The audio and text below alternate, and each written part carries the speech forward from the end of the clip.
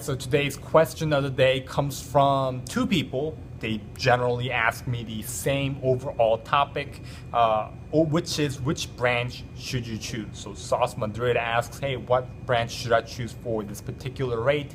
And Kid Hollywood asks, hey, my friends are saying join this rate, I don't know what I should do. So let me give you 3 advice, okay? So number 1, look into all 5 branches. Look into all 5 branches. Don't be stubborn, okay? So one of the biggest mistakes that I personally made was when I first joined the military or thought about joining the military, I thought about, the Navy, right? For whatever reason. So I went to my Navy recruiting office and I didn't go any other branch, any other recruiting offices.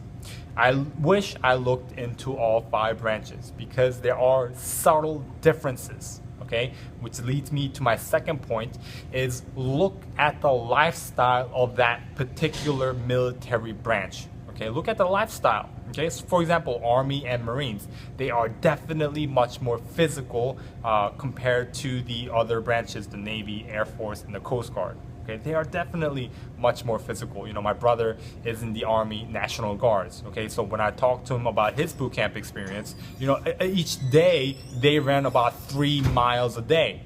But when I was in the Navy boot camp, we ran at least, I think a mile every other day, right? There's a big difference there. So there are other differences other than physical stuff. I don't really know all the differences, but what I can tell you, which leads me to my third point, is talk to a veteran.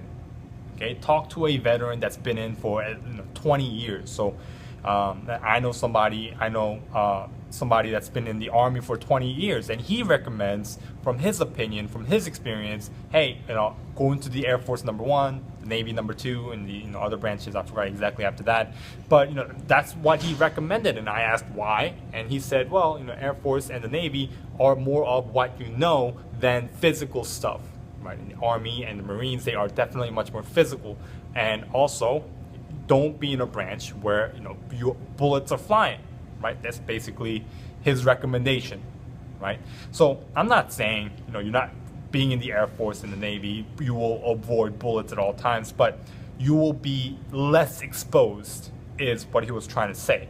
Okay, so those are my 3 opinions. Okay, so last thing, the third point is the most important thing that I want you to take away, is to just talk to people, the veterans who have been for 20 years, maybe 4 years, they'll probably be more opinionated, but 20 years, they have been in for a while, they've experienced multiple different stuff.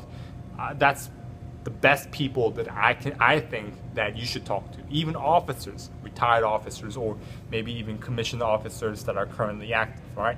So I hope that helped. Thanks for watching, and I hope you have a great Navy day.